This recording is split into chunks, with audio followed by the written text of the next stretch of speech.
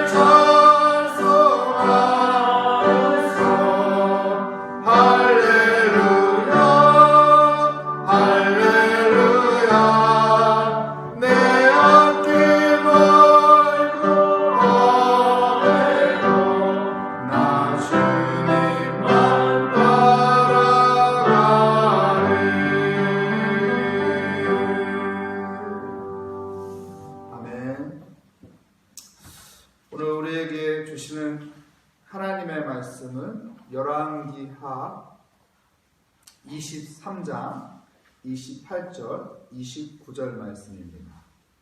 제 성경으로 구약성경 604면에 있는 열왕기하 23장 28절 29절 말씀 우리 함께 읽도록 하겠습니다. 요시야의 남은 사적과 행한 모든 일은 유다 왕 역대지략에 기록되지 아니하였느냐. 요시야 당시에 애굽의 왕 바로 느고가 아수르 왕을 치고자 하여 유브라데 강으로 올라가므로 요시야 왕이 맞서 나갔더니 애굽 왕이 요시야를 무깃도에서 만났을 때에 죽인지라. 아멘. 오늘 말씀의 제목은 1% 아쉬움, 1% 아쉬움이라는 제목으로 하나님의 말씀을 증거하도록 하겠습니다. 우리가 어떤 작품을 만들었는데 1% 아쉬움을 느낄 때가 있습니다. 근데 그 일이 조금만 생각했으면 되는 일이었는데 그 생각을 못해서 1% 아쉬움을 남기는 작품이 될 때가 있습니다. 우리의 신앙생활도 마찬가지입니다. 우리가 신앙생활을 잘 하고 싶었는데 하나님이 기뻐하는 사람으로 내가 잘 살고 싶었는데 조금만 생각했으면은 조금만 내가 더 생각했으면은 정말 그 부족한 1%를 채웠을 텐데 그 아쉬움을 줄 때가 있습니다.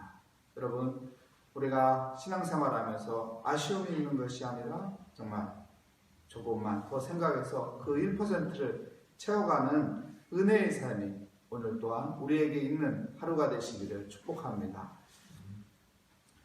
요시야 왕은 개혁을 했습니다. 종교개혁을 한 왕입니다. 그 개혁을 한 후 세계적인 정세가 큰 변화가 일어나게 됩니다. 북쪽에 있는 아수르 제국이 점점 힘이 약해지고 새 신흥 제국이 생깁니다. 그것이 바벨론이었습니다.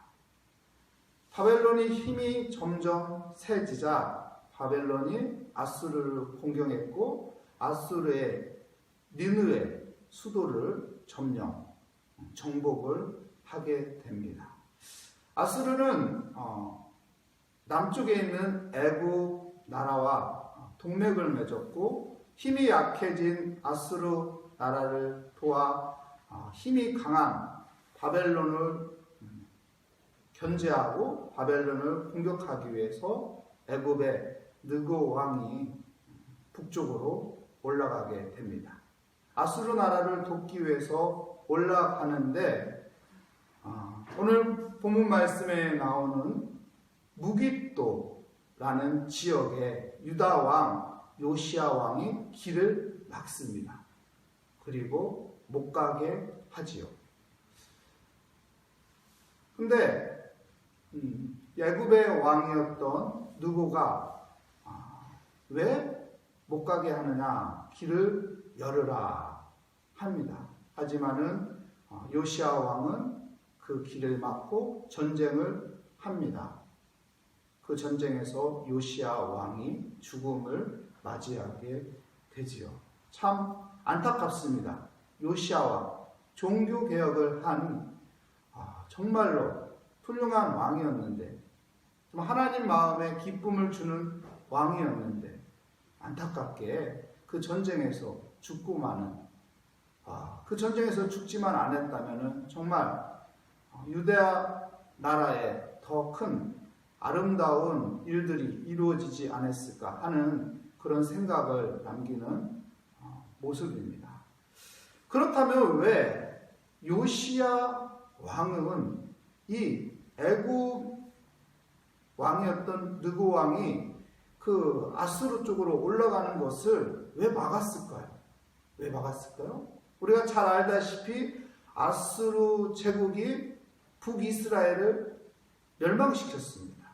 그 이유 때문에 미워했겠죠. 아수르 나라를 도와주러 올라간다는 것이. 왜냐하면 아수르 나라가 점점점 쇠약해지고 아수르 나라가 멸망해 가고 있는 것을 그냥 내버려 두었으면 좋은데 이게 애굽의 느고라는 왕이 도와주러 협력하러 올라가는 것을 못마땅해 여겼겠죠.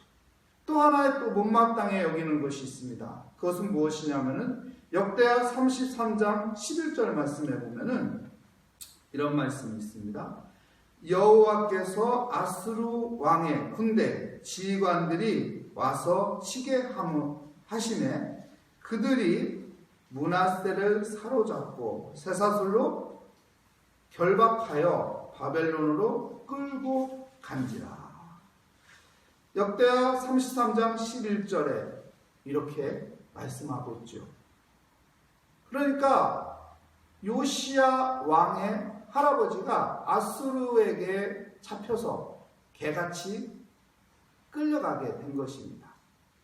그러니까 아수르라는 나라가 얼마나 싫었겠어요. 아수르 나라를 그냥 내버려둬서 멸망했으면 좋겠는데 애굽 나라가 도와주러 올라가니 그 길을 막는 거죠. 그리고 또 애굽 나라가 아수르라는 나라와 힘을 모아서 유다 나라를 점령하러 공격해 올지 또 모르는 그런 생각 때문에 그 길을 막게 되고 전쟁을 하다가 죽게 됩니다.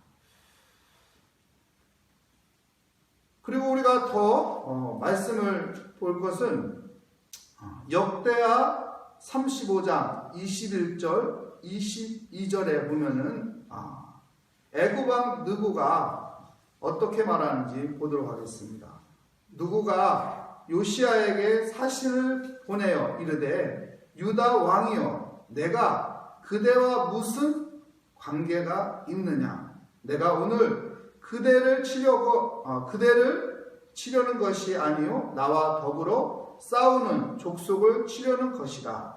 하나님이 나에게 명령하사 속히 하라 하셨은즉 하나님이 나와 함께 계시니 그대는 하나님을 거스르지 말라. 그대를 멸하실까 하노라 하나. 요시야가 몸을 돌이켜 떠나기를 싫어하고 오히려 변장하고 그와 싸우고자 하여 하나님의 입에서 나온 느고의 말을 듣지 아니하고 무깃도 골짜기에 이르러 싸울 때 하나님은 느고 애굽 나라의 왕의 입술을 통해서 하나님의 뜻을 요시야 왕에게 알렸습니다. 그 길을 막지 말고 열어주어라. 하나님의 뜻이다. 근데 요시야 왕은 그것을 분별하지 못했어요. 하나님의 말씀인지 분별하지 못하고 변장해서 전쟁터에 나갔다가 죽는 아쉬움을 남깁니다. 여러분, 이 무깃도라는 지역은 전쟁에서 정말 중요한 요충지입니다. 그리스 알렉산더 왕이 한 말이 있죠. 세계를 정복하려면 무깃도를 점령해야 한다. 무깃도를 차지하는 자가 세계를 정복하는 것이다. 그만큼 무깃도라는 지역은 중요합니다. 북쪽으로 올라가려면은 이 무깃도를 걸쳐야 하죠. 남쪽으로 내려가려면요, 이 무깃도를 꼭 걸쳐야 하는 전쟁 요충지거든요. 그러니까 애굽에서 이곳을 통과하지 않고는 북쪽으로 올라갈 수 없는 것입니다. 하나님은 그렇기 때문에 문을 열어주라고 했는데 요시야 왕은 영적인 분별력을 갖지 못하고 하나님의 음성을 듣지 못한 것이죠. 참 아쉽죠? 하나님이 요시야 왕에게 직접 말해줬다면 좋았을 텐데 하나님은 직접 요시야 왕에게 말해주지 않았습니다. 이방 나라 애굽 왕의 입술을 통해서 하나님의 말씀을 한 것이죠. 여러분, 하나님은 꼭 선한 사람에게만 통해서 말씀하는 거 아닙니다. 꼭 나에게만 말씀하는 거 아닙니다. 하나님은 환경을 통해서 말할 수도 있고요. 나와 적인데도 그 사람을 통해서도 말할 수 있고요. 하나님은 어떤 상황에서 어떻게 누구를 통해서 말할지 모릅니다. 왜요? 하나님은 역사의 주관자이고 하나님은 모든 만물의 창조주기 때문에 하나님이 원하시는 방향, 계획대로 하나님은 진행하십니다. 그러면 우리가 그 하나님의 일하심, 하나님의 뜻, 하나님의 말씀하심을 알기 위해서 우리가 생각해야 할 것이 있습니다. 그것이 무엇이냐? 바로 기도입니다. 기도해야 합니다. 요시야 왕이 만약 기도했다면, 하나님, 이 누구라는 왕이, 이방, 이 애굽 땅의 왕이 이런 말을 하는데, 하나님의 뜻이라고 말하는데 이게 정말입니까? 정말 이 무기토에서 우리가 길을 열어줘야 합니까? 하나님 어떻게 합니까? 내 마음에는 불안이 옵니다. 내 마음에는 저 사람에 대한 정말 의심이 갑니다. 내 마음에는 아수르 나라가 좀 망했으면 좋겠습니다. 근데 이 상황을 정말 어떻게 해야 합니까? 하고 하나님 앞에 겸손히 기도했어야 하는데 요시야 왕은 그것을 놓쳤습니다. 여러분, 다윗 왕이 왜 위대한 줄 압니까? 다윗 왕은 전쟁터에 나오기 전에 꼭 기도했어요. 어떤 사건의 결정을 하기 위해서는 꼭 기도했습니다. 아말렉이 자기 식솔들과 자기 처자식을 포로로 다 끌고 갔잖아요. 그럴 때 얼마나 분노했겠어요. 얼마나 감정이 올라왔겠어. 근데 그런 상황에도 다윗은 하나님 앞에 기도합니다. 하나님, 내가 빨리 쫓아가서 이 아말렉을 짓밟고 내 처자식을 찾아가야 합니까? 하나님 앞에 묻고 하나님의 뜻을 알고 그런 움직였습니다. 나의 감정이 중요한 게 아니고, 나의 처지가 중요한 게 아니고, 내 기준이 중요한 게 아니고 하나님이 중요했습니다. 사랑하는 성도 여러분, 우리가 어떤 상황이든 항상 기도하는 사람이 되시기 바랍니다.